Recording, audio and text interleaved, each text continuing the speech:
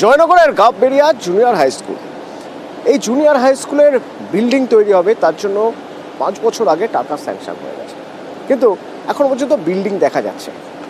তাহলে এই junior high স্কুলের স্টুডেন্টরা তারা পড়াশোনা করে কোথায়? পাশের একটা প্রাথমিক স্কুলে।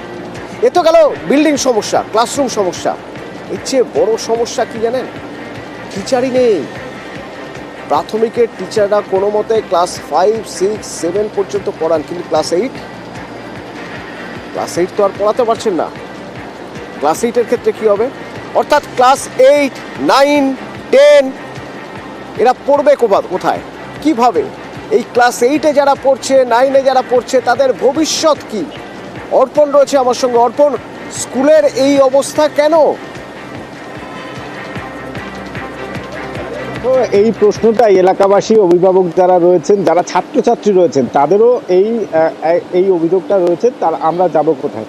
অর্থাৎ যেখানে গাববেড়িয়া স্কুল প্রাথমিক স্কুল, সেখানেই যারা রয়েছেন 8 পর্যন্ত সেখানে পড়ার কথা, সেখানে বিল্ডিং তৈরি হয়ে প্রাথমিক স্কুলে তারা ক্লাস করছেন, এবং সেই প্রাথমিক স্কুলে যারা টিচার রয়েছেন তারাই যারা 8 পর্যন্ত যে স্কুল, সেই স্কুলের ছাত্রদেরকে পড়াচ্ছিলেন, কিন্তু রুম সংখ্যা অনেকটাই কম, সেই কারণে 8 পর্যন্ত তারা পড়াতে পারছেন না, 7 পর্যন্ত পড়াচ্ছেন।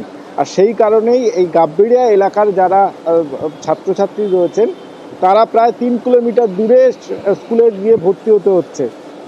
এলাকার অভিভাবকরা বলছেন যে ছোট ছোট যারা 7-এ পড়েন তারা বাচ্চা, তারা যদি গ্রামের মধ্যেই স্কুলটাতে তারা পড়তে পারত, তাহলে সেখানে তারা নিশ্চিন্তে থাকতে পারতেন। 3 কিলোমিটার মেন রাস্তার উপর দিয়ে হেঁটে গেলে বিভিন্ন সময় দুর্ঘটনার ভয় করে তাদের, এবং তারা চাইছেন 5 বছরে শুধুমাত্র স্কুলের বিল্ডিংটা তৈরি হয়েছে, এখনো পর্যন্ত সেখানে জানালা দরজা এবং স্কুলের যে শিক্ষক, সেই শিক্ষক পর্যন্ত নিয়োগ করা হয়নি।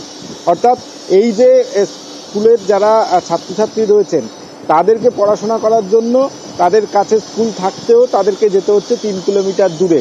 এবং এই বিষয়ে প্রাথমিক স্কুলের যারা শিক্ষক রয়েছেন তারা একাধিকবার শিক্ষা দপ্তরকে জানিয়েছেন, তাদের সার্কেল ইন্সপেক্টর যিনি এসআই রয়েছেন তাকে জানিয়েছেন, একাধিকবার চিঠি দিয়েছেন, তাও এখনো পর্যন্ত। কিন্তু এখনো পর্যন্ত যে পরিস্থিতিতে ছিল স্কুল, সেই পরিস্থিতিতেই রয়ে গেছে। ধন্যবাদ অর্পণ।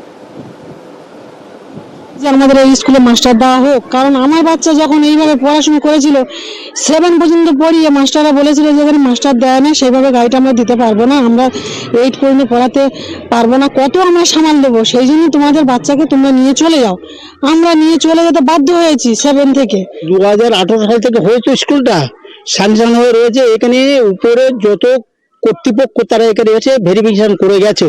আমাদের বক্তব্য, এখানে যে স্কুলটা চালু করার জন্য ছেলেরা আজকের বাইরে চলে যেতে বাধ্য হচ্ছে। মাস্টারমশাইরা বলছেন, যারা চালাচ্ছেন তারা বলছে যে আমরা টিসি দিয়ে ছেড়ে দেবো। এখন গোয়ালবেড়িয়া স্কুলে পড়ি, এই স্কুলে 8 অবধি নেই, ওখানে যেতে অনেকক্ষণ সময় লাগে। যদি এখানে স্কুলটা হতো খুব ভালো হতো, আমাদের মানে যাতায়াতে খুব প্রবলেম হয়। 2019 সাল থেকে আমরা সাফল্যের সঙ্গে আমরা জুনিয়র হাই স্কুলটা এবং প্রাইমারি একসঙ্গে একই বিল্ডিং এ একই ছাদের তলায় আমরা পঠন পাঠন করাচ্ছি। কিন্তু দুঃখের বিষয় 2019 সাল থেকে এই এখন 2024 শেষ হতে চললো, গাববেড়িয়া জুনিয়র হাই স্কুলের বিল্ডিংটি এখনো সমাপ্ত হয়নি। এছাড়া কোনো শিক্ষক নিয়োগ হয়নি। পর্যাপ্ত জায়গা না থাকার জন্য আমরা বর্তমানে এখন শুধু 6 আর 7 পড়াই। এবার আমাদের এসআই স্যার সবই ব্যাপারটা জানেন, সেই ব্যাপারে যদি আপনারা সহযোগিতা করেন।